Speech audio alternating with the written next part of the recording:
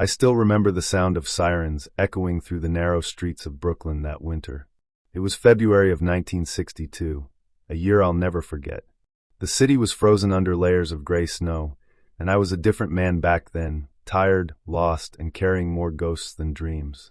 My name is Michael Donnelly, a retired firefighter who had seen too much flame and too little light. After an accident on duty that left me with a limp and the loss of two of my closest brothers in the department, I walked away from the station for good. I told myself I was done saving people. Then came Rex, a German shepherd with golden fur and eyes that seemed to understand the language of silence. I met him on a cold morning outside a small bakery near Flatbush Avenue. He was tied to a lamppost, abandoned, shivering, with a note hanging from his collar that simply said, "He's brave. He needs someone who won't give up on him." I didn't know then that this dog would bring me back to life. At first, I didn't plan to keep him. I told myself I'd take him to the shelter once he warmed up and had something to eat. But when he laid his head on my lap that first night, letting out a sigh like he'd finally found peace, I knew it was over.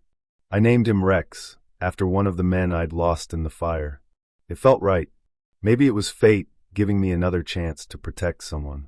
Days turned into weeks, and Rex became my shadow. He'd walk beside me down the snowy sidewalks, his paws leaving perfect prints next to my uneven ones. He'd wait by the window whenever I left the house, barking once, never twice, when I came back like a soldier reporting for duty. But Rex wasn't just loyal. He was different, alert, almost human in his perception. He could sense when I woke from nightmares. He'd press his head against my hand, grounding me back to the present. There was something about that dog, something deeper than instinct. New York in the 60s was a restless city. Factories hummed. The subways screamed. And yet, there were corners, dark, forgotten, where danger grew quietly. I lived close to one of those corners. Across from my small apartment was a tenement building. Old, crumbling, full of immigrant families chasing the American dream. I used to watch the kids play on the icy street, laughing despite everything. Among them was a girl named Annie, maybe 6 years old, with red mittens and a laugh that sounded like bells. She reminded me of my daughter, who I'd lost years before in a car accident. Rex loved her. He'd wag his tail and watch her from the window every morning. And Annie would wave at him, yelling, "Hi, soldier dog." It became their thing. One night, the air felt strange, heavy. The wind was colder than usual, and the smell of smoke drifted faintly through the window. I thought maybe someone was burning trash in a barrel. But Rex stood up suddenly, ears stiff, tail rigid. He growled, low and warning. Then came the scream.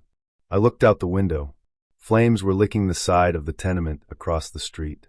The fire spread fast, too fast. Old buildings burn like paper when the wiring's bad.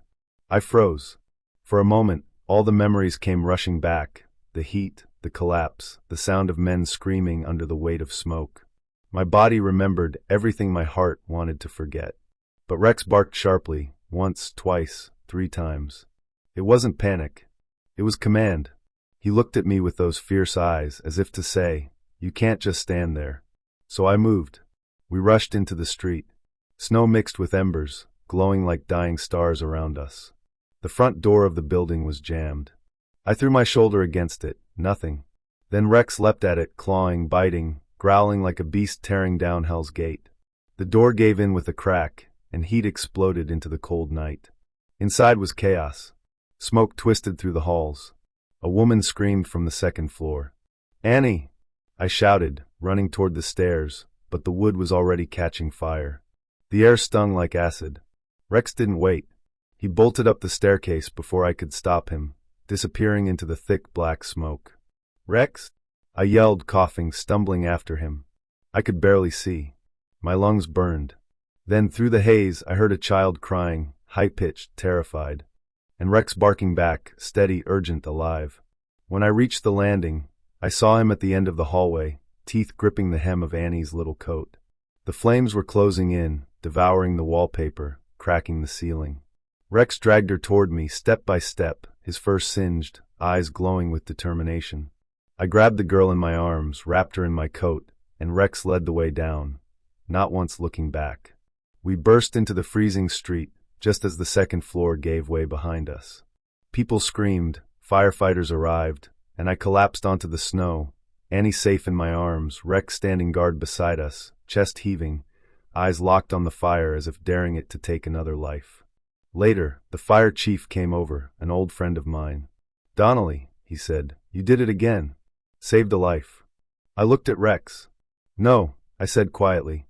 "He did." The papers the next morning called him the hero dog of Brooklyn.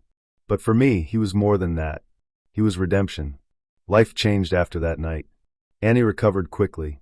Her mother would bring her by every few days to visit Rex, who became something of a legend in the neighborhood. Kids would come to pet him. Shopkeepers would sneak him sausages. Even the gruff old postman called him Captain Courage. As for me, I began to feel alive again. I started volunteering at the fire department, teaching young recruits how to stay calm in the face of chaos. Rex always came with me, sitting quietly during the sessions, ears perked up as if listening to every word. He'd even demonstrate drills, crawling low under smoke, finding hidden people during rescue simulations. It wasn't long before he became an honorary member of the station. The men gave him a tiny helmet with his name on it. He wore it proudly. But heroes, real ones, never rest. One evening, months later, a gas main exploded 3 blocks away. I heard the blast from my apartment. The windows shook, lights flickered, and Rex jumped to his feet before I even moved. We ran. By the time we got there, debris covered the street. A man was trapped under a collapsed balcony, calling weakly for help. The firefighters hadn't arrived yet. Rex crawled under the rubble, nose twitching, tail still. I could see his body straining as he tried to dig with his paws. I followed, pulling bricks aside with my bare hands, coughing from the dust.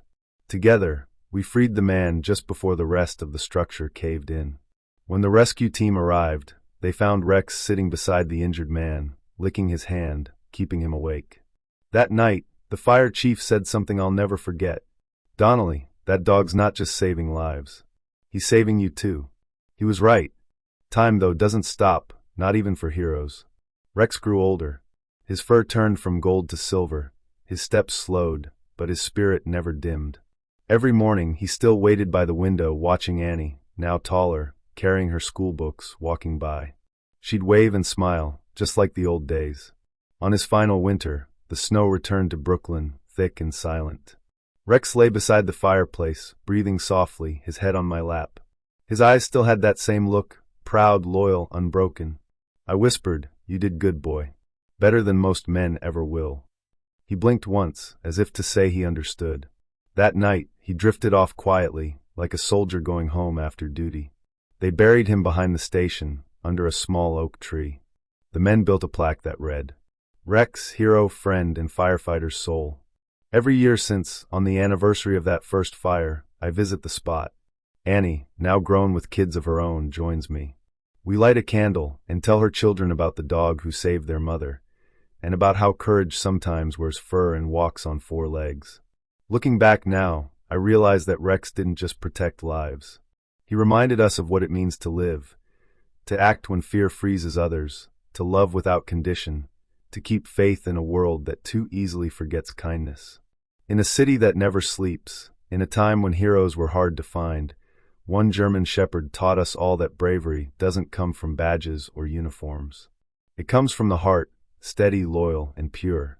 And though the sirens of 1962 have long faded into memory, sometimes on cold nights, when the wind moves through the alleyways just right, I swear I can still hear the echo of his bark, sharp, strong, fearless, reminding me that some souls never really leave. They just keep watching, protecting, and waiting for the next fire to light the courage in someone else's heart.